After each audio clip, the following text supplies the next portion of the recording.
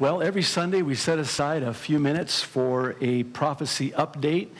We look at what the Bible says about what we believe we're in, and that's the last days of world history as we know it.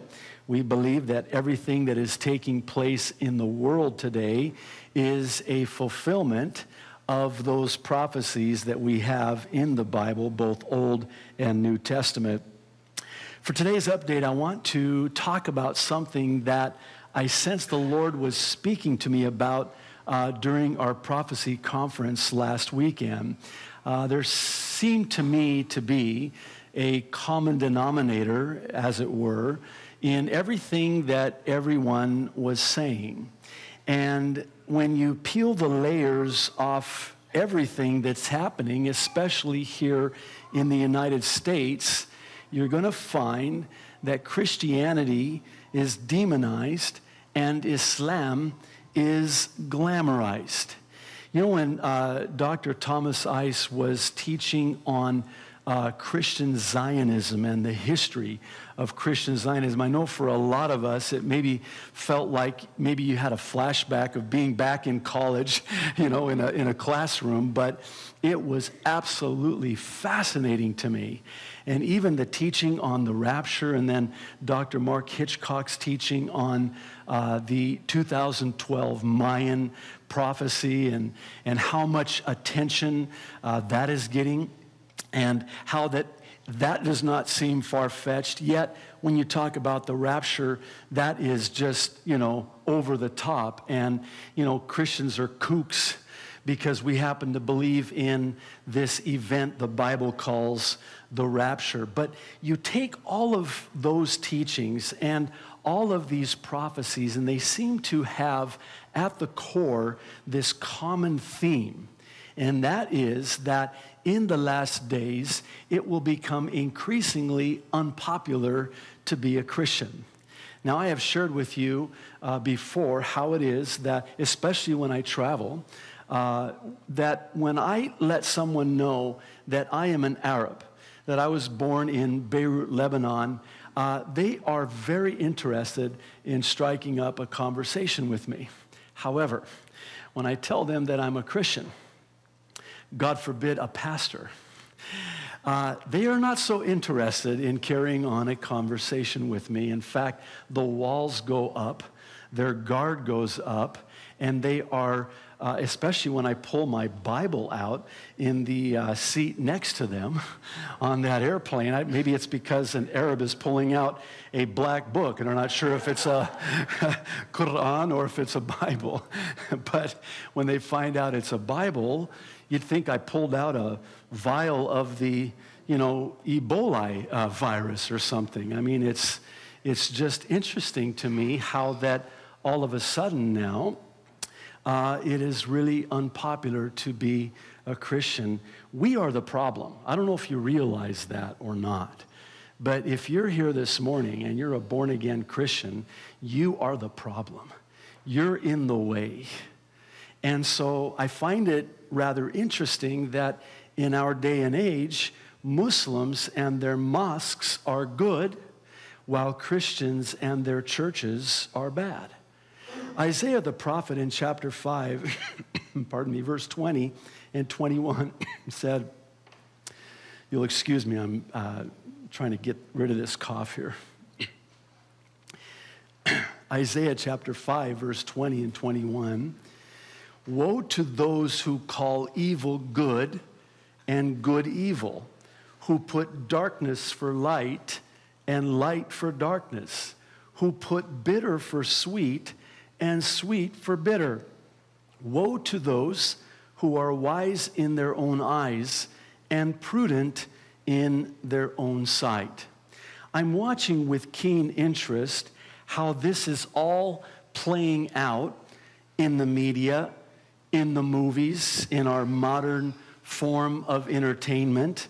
And I was struck by this broadcast last Sunday on October the 3rd with Christiane Amanpour's town hall meeting, which aired on the subject of, should America be afraid of Islam? Now, they had two panels in this town hall meeting. one pro-Islam and one not pro-Islam, and I'm wording it that way for a reason. Franklin Graham was on one of the panels, and I've had the privilege of meeting and talking with Franklin Graham. I served on his executive committee while pastoring on the mainland at an evangelistic outreach, a Franklin Graham festival, and I thanked him personally as a pastor, as an Arab, for his bold stance, speaking the truth, as unpopular as it is, about what Islam is. After the attacks of September 11th, he called Islam an evil religion. Oh my goodness, the media just went ballistic, demanding that he clarify his position, because our president was saying the antithesis, and that is that Islam is a peace-loving religion. And it was interesting at the time because it was said that, and we believed that, and we were being deceived in that Islam, these radical, extreme Muslims hijacked a peaceful, interesting word, a peaceful religion. Those terrorists that flew those planes into the World Trade Center and into the Pentagon hijacked a peace-loving religion. And I find it interesting because Franklin Graham was really one of the only ones who would stand up for the truth as unpopular, and knowing that he would be the recipient of a horrendous backlash as a result, and he was. Well, on the opposing panel were Muslims, there were clerics, there were pro-Muslim Americans, all of whom continued their campaign of Islam as a peace-loving religion. Now, you can go to ABC's website and not only read the transcript from this town hall meeting, but you can actually watch a video of it as well. I think it's shy of about 30 minutes in length. I watched it online, and I have to say that I was really conflicted after watching it, because there just seemed to be this attitude of Islam being right and Christianity being wrong. And I watched in horror as the people there present at this town hall meeting would applaud the Muslims and even mock Franklin Graham and those with him on the panel. Now, first I'll read some interesting quotes from both sides, and then I'll offer some comments as it relates to what I believe is prophetic biblically. Now, I want to preface this with a headline that came out as a result of this town hall meeting, and they quoted this Muslim cleric, as we'll see here in a moment, as saying, quote, "Islam will conquer the White House." Now, it started off with Amanpour asking Franklin Graham the following, quote, "You have said that President Bush and President Obama made a great mistake when they said that Islam is a peaceful religion. It's not, you said. There's no evidence in its history. It's a religion of hatred. It's a religion of war. And repeatedly, you've said that Islam is wicked and evil. Why did you say that?" Franklin Graham responded by saying, "First, Christian, I understand what the Muslims want to do in America. They want to build as many mosques and cultural centers as they possibly can so they can convert as many Americans as they can to Islam. I understand what they're doing, and I just don't have the freedom to do this in most Muslim countries. We can't have a church. It's forbidden. But let me just say something about Islam. I love the Muslim people, but I have great difficulty with the religion, especially with Sharia law and what it does for women, toward non-believers, the violence that is given under Sharia law."